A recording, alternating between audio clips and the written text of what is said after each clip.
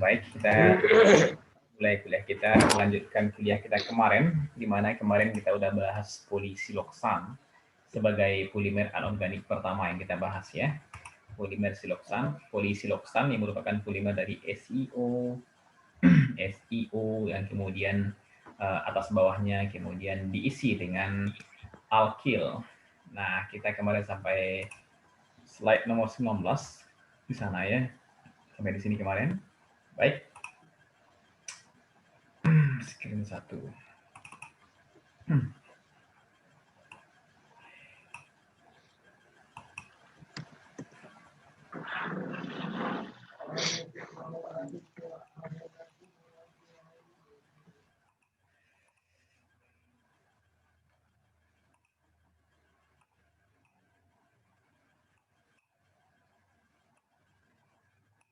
Ya, ini ya. Jadi kita sekarang bahas tentang chemical stability. Jadi polisiloksan tentang stabilitas kimianya ini yang kita bahas sekarang ya. Gimana highly polar character of SiO bond and the ability of Se to expand its valence by utilizing its d orbital renders polisiloksan susceptible to attack by several agents. Jadi SiO bond yang polar tersebut ya. Jadi SiO di sini nih, ini SiO. Karena ikatan kovalen dibentuk antara O dengan silikon. Dan kalau Anda hitung berapa polaritasnya, maka SiO bond ini merupakan ikatan yang polar ya, di mana kita akan jumpai nanti bahwasanya ada lokalisasi ataupun polarisasi elektron pada atom O dan Si lebih sedikit atomnya di sana. Berarti dia ada karakter polar di situ. Dan kemudian dikatakan juga bahwasanya ability of Se to expand its valence shell by utilizing d orbital ya. Maka dua karakter ini, pertama karakter polar pada Si bond ikatan SiO dan kemudian adanya orbital d pada silikon yang mungkin untuk dipergunakan. Nah, jadi kita mempunyai apa nih? Mempunyai orbital D pada silikon yang itu bisa ready untuk dipergunakan. Baik, kita mulai yang pertama. Ini ada karakter Si bond yang dikatakan polar. Bagaimana kita sebenarnya mengatakan ini Si bond ini polar? Apa parameter yang kita gunakan? Parameter apa yang kita gunakan untuk mengatakan suatu atom dalam suatu ikatan kovalen bersifat mungkin dipol positif, dipol negatif, atau terpolarisasi? Elektronegatifan. Iya. Elektronegatifan, Pak. Betul sekali ya. Keelektronegatifan. Jadi kita punya Si yang saya nggak ada anunya ya. Mungkin sekitar, kalau Si mungkin sekitar di bawah 2 elektronegativitasnya. Kalau O itu mendekati sekitar 3 ya. Jadi artinya atom O memang memiliki kemampuan untuk menarik elektron lebih dibandingkan dengan atom Si. Sehingga kemudian awan elektron lebih berpihak kepada atom O, dan sekarang kita mempunyai atom O yang lebih banyak mengandung elektron dibandingkan dengan atom Si. Jadi lebih banyak mengumpul elektron pada O-nya, dan itu disebut dengan polar. Baik, kemudian juga dia memiliki orbital D yang siap untuk digunakan. Nah, gimana ceritanya? Kok ada orbital D yang sekarang? Dia ini bukan golongan transisi. Tentu ya, dia golongan utama.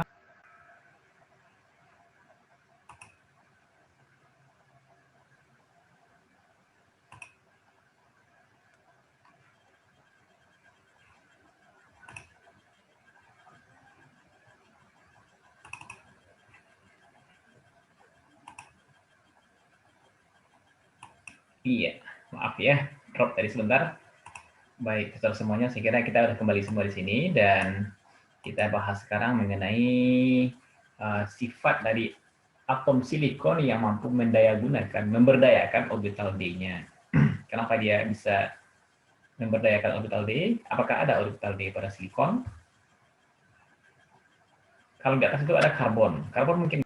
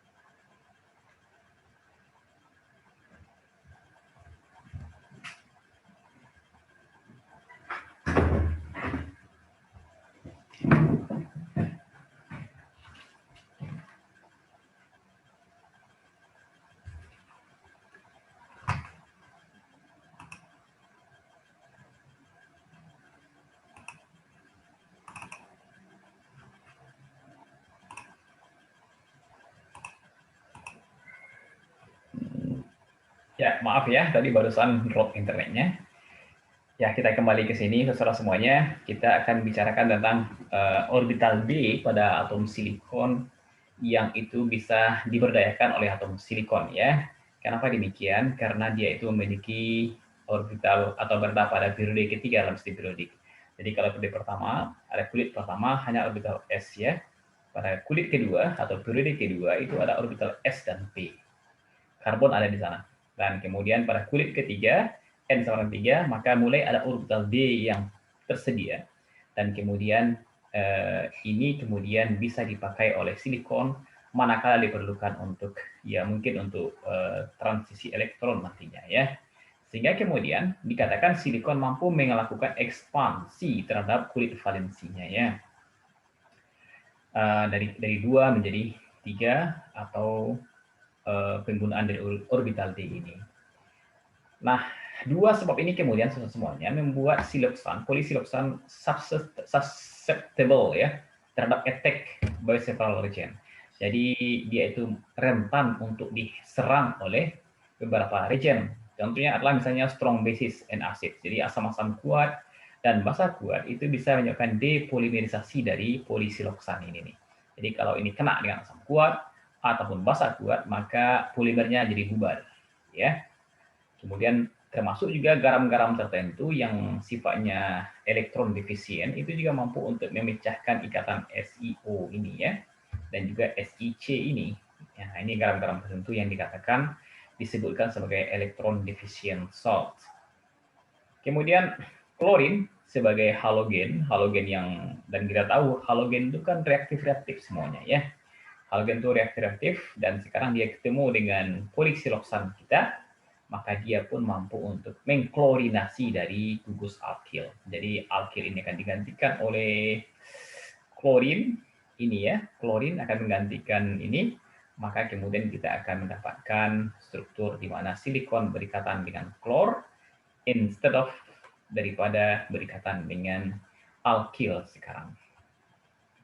Dan kemudian juga ada regen-regen kimia yang umum seperti asam-asam yang encer ya, ataupun basa-basa yang encer. Jadi kalau di atas nomor 1 adalah asam kuat dan basa kuat, maka kemudian di bawah ini tidak kuat atau encer-encer ya, berarti nggak terlalu kuat dia dari segi apanya konsentrasi asamnya, dan juga garam-garam dari logam, air pada suhu kamar, termasuk peroksida dan amonium hidroksida juga bisa memberikan efek, tapi hanya little efek terhadap polisiloksan. Jadi hanya sedikit efeknya terhadap polisiloksan. Efeknya ada, cuma tidak terlalu signifikan.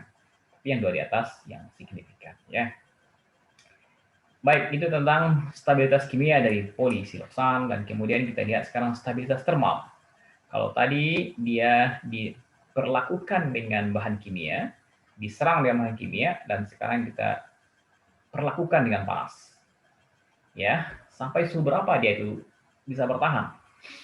Nah, kemudian ini hasilnya. Jadi SiO-Se bond in silen is shorter than the expected SiO-Se bond as calculated from their radii ya. Jadi SEO ini, SEO ini itu kemudian diukur orang panjangnya. Jadi atom Si dengan O ini berapa sih panjangnya? Nah, kalau cara orang mengukur itu ada yang tahu? Bagaimana sih cara orang mengukur panjang ikatan antara O dengan Si ini? Ada ide? Pakai apa? Tergantung strukturnya, Pak. Ya, pakai apa alatnya? Kalau strukturnya kristal bisa dengan X-ray, Pak. Terus? Difraksi X-ray, Pak. Ya, terus? Dihitung dengan rumus tertentu yang sudah. Dengan IR juga bisa. Ya, panjang ikatan dengan IR. Panjang ikatan Iya, Pak, X-ray, dengan Pak. IR, Pak. Iya. IR belum tahu saya ya, kalau IR Bang bisa. Tapi kalau X-ray bisa demikian. Jadi ini gampang sekali. Jadi cukup Anda bawa ini sampel, kalau dia kristal maka dia akan sampai ke padatan, sampai kepada struktur dari molekul kristalnya tersebut, dan kemudian bisa langsung dihitung. Jadi kalau saya gambarkan di sini, ya, tahu ya, ini menarik nih caranya.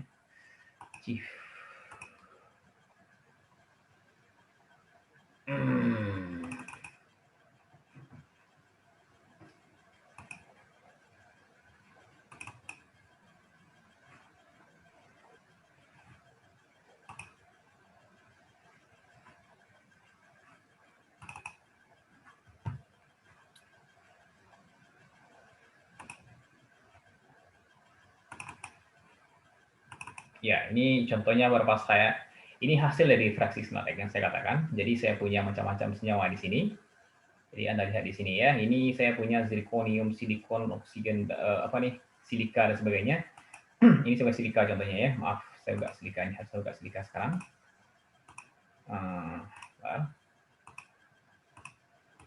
Ya. Ini saya buka silika ya, silika kuarsa.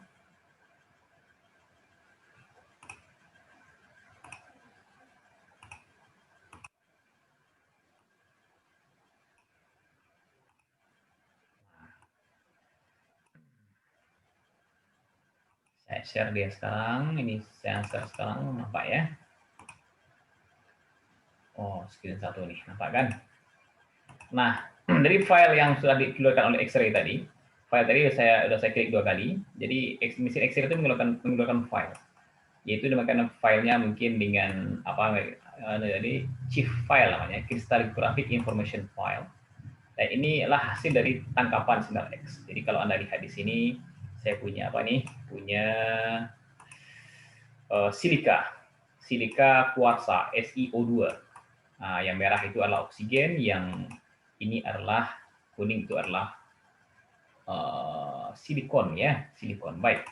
Inilah dia sekarang. Dan kalau saya kasih labelnya biar jelas, saya kasih atom So label.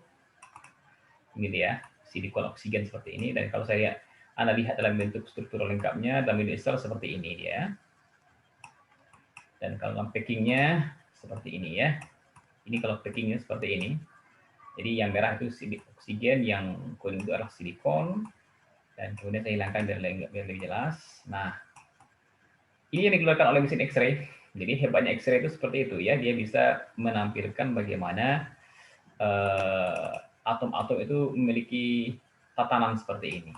Anda akan tahu apa unit selnya, ya, apa dimensinya, berapa ABC-nya, dan termasuk panjang ikatan yang barusan kita bahas. Nah, sekarang Anda akan menghitung berapa panjang ikatan antara SiO di sini. Ini Si, ini O. Caranya gampang, karena X-ray sudah mengukur, ya kita tinggal tanya, lihat aja di sini lagi kan. Caranya di sini saya mungkin display sekira ya. Display. Saya udah lama nggak pakai ini. So height.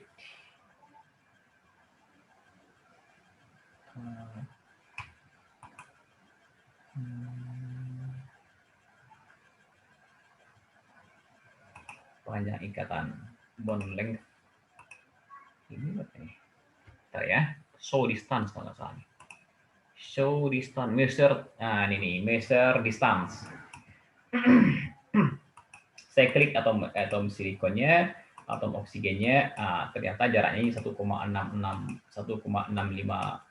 angstrom ya sebenarnya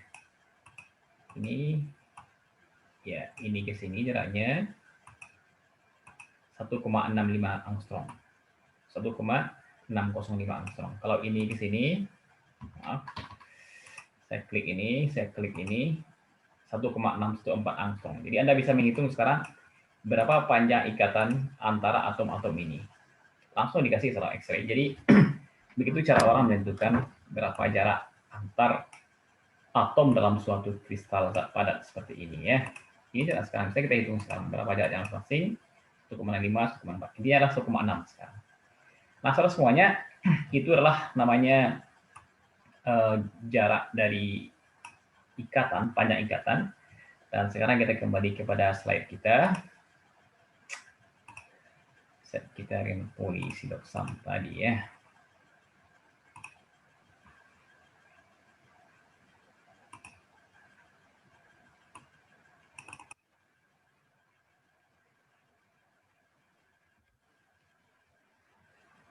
Ya, ini ya. Maka kemudian SEO dari hitungnya orang, kemudian ternyata hasil perhitungan ketika SEO ini pada polisiloksan ini maka lebih pendek daripada expected SEO bond yang dihitung berdasarkan kepada panjang jari-jari atomnya. Jadi logikanya seperti ini. Jadi apa itu panjang jarak ikatannya? Jadi kalau Anda mempunyai dua buah atom seperti bola ya, maka apa itu jarak ikatan? Adalah jarak antara inti atom A dengan inti atom B, itu yang dihitung jaraknya. Jadi hitungannya itu adalah jarak antara dua inti atom. Dan kemudian ketika dihitung berdasarkan pada jari-jari atomnya, ya, maka kita tahu berapa jari atom Si, berapa jari atom O. Nah, logikanya adalah jari-jari atom O ditambah dengan jari-jari atom Si itu sama dengan jarak ikatan antara Si dengan O. Idealnya seperti itu. Tapi pada polisiloksan kemudian Anda hitung ternyata lebih pendek daripada harga yang saya katakan tadi. Begitu ya. Jadi SEO lebih pendek daripada SEO yang dihitung berdasarkan kepada hitungan jari-jari. Hitungan jari itu tahu kan? Jadi kalau saya punya bola atom itu kan dinamakan bola kan? Bola-bola.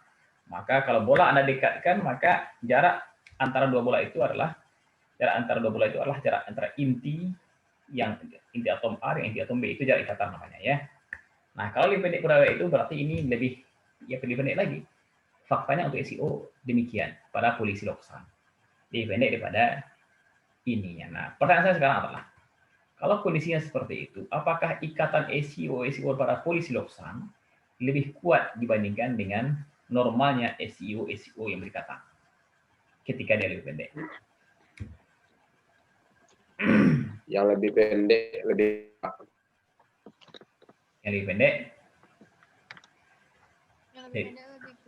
pendek lebih kuat, betul ya. Dia lebih pendek itu lebih kuat. Kalau mungkin panjang dia itu makin lemah dia, itu wajar ya. Nah, itu yang dikatakan di sini lebih kuat dia. Maka ini mengindikasikan bahwa dari some ionic karakter in SEO bond, sudah kita bahas kenapa ada ionic, due to which it becomes quite stable ya. Jadi kenapa dia memendek sekarang? Ternyata gara-gara faktor ionik tadi. Karena faktor ionik tadi yang buat kemudian ada interaksi tambahan, bukan sekedar interaksi kovalen, tapi kemudian ada interaksi elektrostatik yang membuat kemudian antara SEO kemudian lebih pendek ikatannya. Dan ini membuat dia lebih stabil.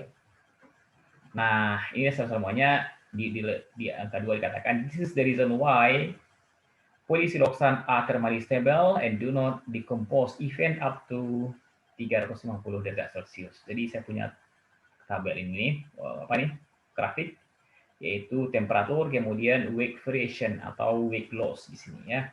Jadi pada suhu 200 semuanya masih nggak ada perubahan dari massanya, weight-nya masih stabil, tapi kemudian pada suhu 300 ini epoksi sudah mulai turun massanya ya, artinya sudah terdekomposisi dia.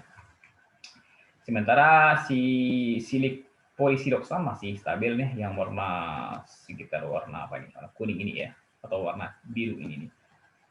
Oh bukan, warna hijau. Silikon itu warna hijau, warna biru muda. Nah, ini dia. Dia akan terdekomposisi ketika mendekati suhu 400. Jadi dia stabil secara termal sampai dengan suhu 400. Jadi kalau kita panaskan, dia tidak akan berubah kalau Anda masih di bawah suhu 400 atau 360 ini. Nah, inilah kurva kestabilan dari polisiloksan yang dia bahkan lebih stabil daripada di sini. Contohnya adalah epoksi di sini ya. Lem-lem epoksi kalau Anda pernah tahu, itu contoh dari yang juga stabil, tapi dibandingkan yang polisiloksan, dia tuh lebih stabil polisiloksan.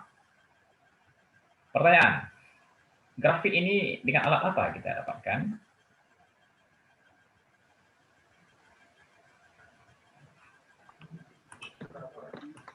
Kalau Anda pergi ke lab, grafik ini dengan alat apa kita tanya di lab? Siapa yang Anda temui? Pak Termizi, Pak Zul, Bu Dasma, Bu Dasna? Mungkin grafimetri, Pak. Grafimetri. Ya, grafimetri. Ya, grafimetri udah hampir ya. Cuman grafimetri itu terlalu konvensional itu. Maksudnya dengan nimbang-nimbang saja juga bisa ya. Cuma kalau untuk menampilkan wake seperti ini, itu alatnya spesial. Lebih lengkapnya apa? Kita punya alatnya canggih sekali, alat mahal itu. Dulu kita beli ya miliaran rupiah itu ya, 10 miliar anggaran dari Islamic Development Bank dulunya itu untuk melengkapi alat labor kita sekitar tahun 2000. Saya berangkat ke tahun 2010 ya. Wah, itu anggarannya 10 miliar. Jadi lab kita sangat canggih. Alatnya, instrumennya hebat-hebat di lab itu. Saya kira kalah Unan kabarnya. Unan nggak selengkap kita alatnya ya. Nah, apakah alat yang dipakai? Saya kira ada belajar pada mata kuliah ini, mata kuliah instrumen, analisis instrumen ya. Ada pelajaran tentang ini, di mana kita bisa melihat bagaimana pengaruh temperatur dengan kestabilan termal, dengan melihat bagaimana penurunan masanya. Jadi ada yang, maka kalau Anda lihat di sini, berarti dia masih stabil, nggak ada perubahan apa-apa. Tapi ketika sudah sampai penurunan seperti ini, maka ini akan menceritakan kepada apa yang terjadi pada struktur. Mungkin dia akan mendatar lagi di sini, mendatar lagi, berarti stabil lagi di sini. Mungkin akan turun lagi di sini. Maka setiap penurunan itu ada informasi tentang dekomposisinya apa. Apa yang sedang terurai? Apakah ada yang terlepas? Bisa kita lihat dan kita ceritakan berdasarkan kepada turun landainya grafik ini. Pertanyaan, apakah nama alatnya? Apa, Pak? Alatnya apa? Kalau ini grafik dari mana nih alat? Alatnya namanya adalah TGA ya, Thermogravimetric Analysis. Nanti kalau Anda mengukur ini, ketemu dengan Bu Dasmawati. Bu Dasmawati nanti ya. Bu Dasma nanti yang akan operasikan alat ini. Dan dia akan kasih data tabel-tabel seperti ini kepada Anda tentang bagaimana kestabilan termal dari suatu sampel yang Anda ukur. Baik, nah sekarang dikatakan dia stabil sampai pada suhu 350 derajat Celcius atau 400. Jadi cukup tinggi ya. Baik, saudara semuanya kita lanjutkan kepada the uses of silicon polymer. Jadi polisiloksan itu apa gunanya? Banyak rupanya ya. Sebagai gel, sebagai film, sebagai fiber, sebagai sponge. Ini dalam bentuknya nih, bentuknya gel ya, gelatin. Gel ya. Kemudian film ya tipis, transparan. Kemudian fiber itu adalah serat. Kalau sponge, ya sponge dia aja di sana di dapur ada sponge pencuci piring ya. Itu bentuk dari silikon polimer atau polisiloksan tadi. Dan apa digunakan orang ternyata udah luas digunakan. Udah banyak gunanya ya. Untuk material fotonik, di mana dia bisa untuk berinteraksi dengan cahaya nanti. Mungkin ada sifat semikonduktornya, bisa jadi. Kemudian nanoteknologi juga menggunakan ini, kemudian alat-alat elektronik, kemudian fiber optik, kemudian sebagai lem, sebagai tulang juga di sini disampaikan ya, ligamen, dan microfluida seperti ini. Ya, banyak gunanya ya. Dan saya kira risetnya masih berlangsung dan makin banyak pula orang tahu, dieksplorasi apa gunanya. Baik, semuanya kemudian kita lihat sekarang silikon fluid atau oil, jadi cairan silikon atau minyak silikon ya, indah struktur silikon kita, maka usually linear polysiloxane up to 50 and 200 units having low molecular weight ya. Dia kalau polysiloxane-nya adalah linear, unitnya adalah 50 sampai 200 unit. Ini masih dikatakan low, ml-nya masih rendah ya. Dan untuk keperluan dalam penggunaan sehari-hari, kebanyakan polysiloxane itu digunakan untuk ini nih, untuk berbentuk seperti ini ya, dengan ukuran 50 sampai 200 unit dari ini nih. Kemudian if they are prepared by hydrolysis of mixture ini dan ini, mereka then the chain length may vary considerably ya. Di panjang rantainya mungkin lebih berbeda-beda. Kalau dibuatnya dengan ini, prekursor ini.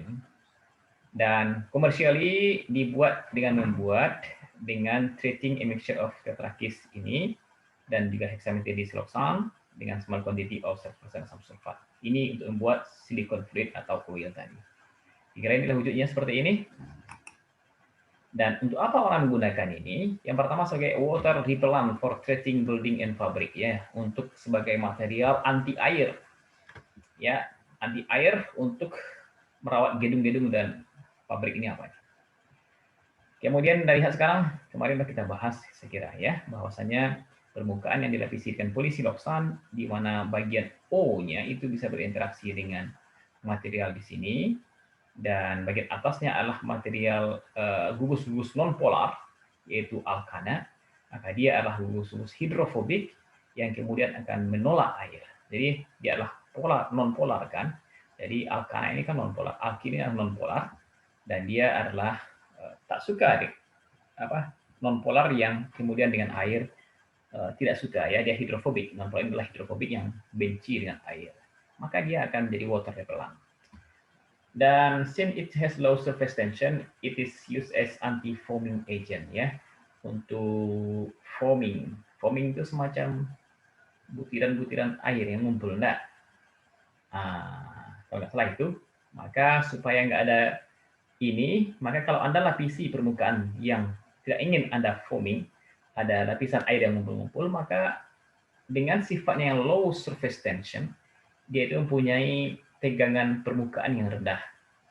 Maka kemudian dia itu kemudian tidak ngumpul. Jadi kalau Anda lihat misalnya tetesan air, ya, air yang netes, misalkan pada air di dalam talas tadi, kenapa dia berwujud bola sekarang? Berwujud bola itu karena ya surface tensionnya yang cukup tinggi ya, karena tarikan gaya ke dalam internalnya cukup tinggi dibandingkan gaya tarikan ke arah luar ya, sehingga kemudian dia bentuk bola seperti itu, dan kemudian itulah yang disebut dengan surface tension. Artinya pembolaan dia ini rendah sekarang, berarti dia nggak akan membentuk seperti air yang surface tensionnya tinggi tadi, tekanan permukaannya tinggi, sehingga dia tidak akan gumpal-gumpal, tapi dia akan langsung melebar di atas permukaan ya, dan artinya tidak akan ada foaming atau sifat yang seperti butiran-butiran air yang bola-bola tadi.